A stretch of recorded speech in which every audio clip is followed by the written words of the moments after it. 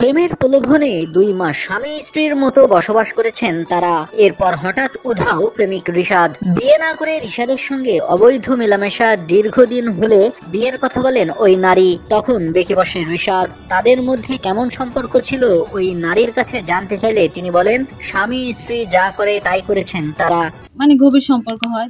মাঝখানে আমি আমার শাশুড়িরা যখন গ্রামে এসে পড়ে তখন আমি আমার জালের কাছে থাকি। থাকার পরে ও বলে চলো আমরা রুম নিয়ে থাকি।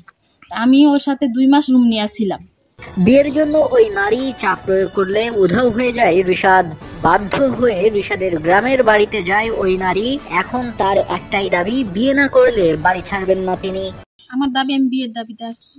সবাই তো জানতো যে ওর সাথে আমার সাথে সম্পর্ক, সবাই জানে যে বিয়ে হয়ে গেছে। আমি আর ও রুম নিয়ে থাকতাম, সবাই জানতো যে আমার বিয়ে হয়ে গেছে। ওই নারী আরো জানান, ভাড়া বাসায় প্রেমিক রিশাদের সঙ্গে 2 মাস স্বামী স্ত্রীর মতো একসঙ্গে ছিলেন তারা। সম্পর্কের জেরে তাকে দিয়ে মালয়েশিয়া প্রবাসী স্বামীকে তালাক দিতে বাধ্য করেন রিশাদ। এরপর তাকে ভালো লাগছে না বলে চলে যায় অন্যত্র। তাহলে আপনাদের বিবাহ বহির্ভূত সম্পর্ক ছিল? হ্যাঁ, তাই তো। আমি পরেই দিচ্ছি। তো ওর সাথে কি বিয়ে হয়েছে আপনার? না, বিয়ে হয় না। তো একই রুমে কিভাবে ছিলেন? আমার বিয়ে হয় না, কিন্তু আমি রুম একসাথে ছিলাম। আপনাদের সাথে ফিজিক্যাল রিলেশন হয়েছে কিনা, শারীরিক সম্পর্ক? হ্যাঁ হয়েছে। আপনার ওই বাসায় কত মাস ছিলেন? 2 মাস। ভুক্তভোগী নারী রিশাদের গ্রামের বাড়ি বরগুনা সদর উপজেলার ঢলুয়া ইউনিয়নের মরখালী গ্রামের মৃধাবাড়িতে আছেন। তারা ঢাকার বউবাজার ভাড়া বাসায় থাকতেন।